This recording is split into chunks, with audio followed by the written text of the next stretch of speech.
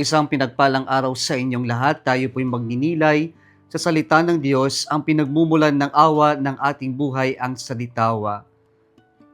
Mga kapatid, isa po sa pinakamahirap gawin ay ang magpatawad. Lalong higit kapag sariwa pa yung sakit o kaya naman talagang sobrang bigat noong pinsalang idinulot sa atin ng ginawang kasalanan, ay talaga naman pong mahirap magpatawad. Kasi parang minsan, ang dating ng pagpapatawad ay kahinaan o kaya naman karupukan. Malinaw po sa ating Ibanghelyo ngayon ng tinanong ni Pedro, makailang ulit ba tayo magpapatawad? And he even suggested 7 times kasi number 7 is corresponds to completion or perfection. Pero ano po ang naging tugon ng Panginoon? Not only 7 times, but 7 times 7 times. Kaya ang ibig sabihin nun, there is no limit in forgiveness. Why? Because this is how the Lord treats us in forgiving us. Na kapag po tayo'y humingi sa Diyos, the Lord never gets tired of forgiving us.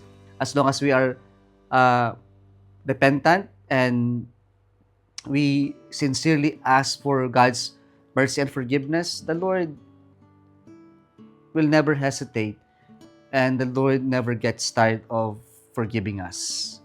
Kaya every time we pray the Lord's Prayer, ano po yung ating binibigkas? Forgive us our trespasses as we forgive those who trespass against us. It is a big challenge that we ask the Lord to forgive us just as the way we forgive other people.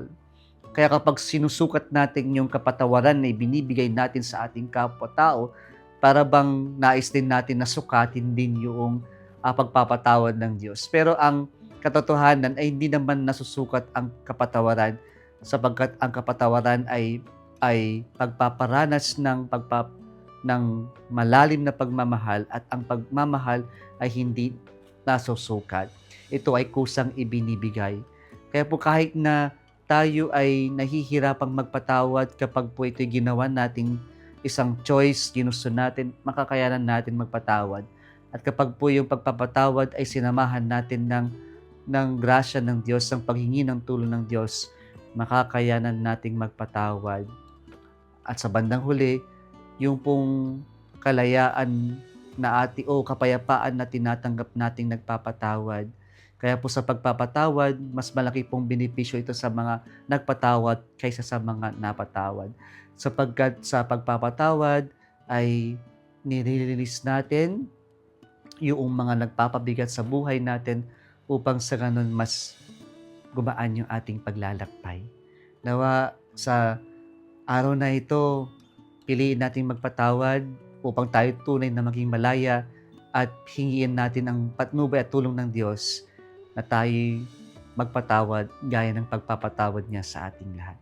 Kung nagustuhan mo ang video na ito, huwag kalimutang mag-like, i-share at mag-subscribe sa Salitawa Facebook page and YouTube channel. Muli isang pinagpalang araw sa inyong lahat.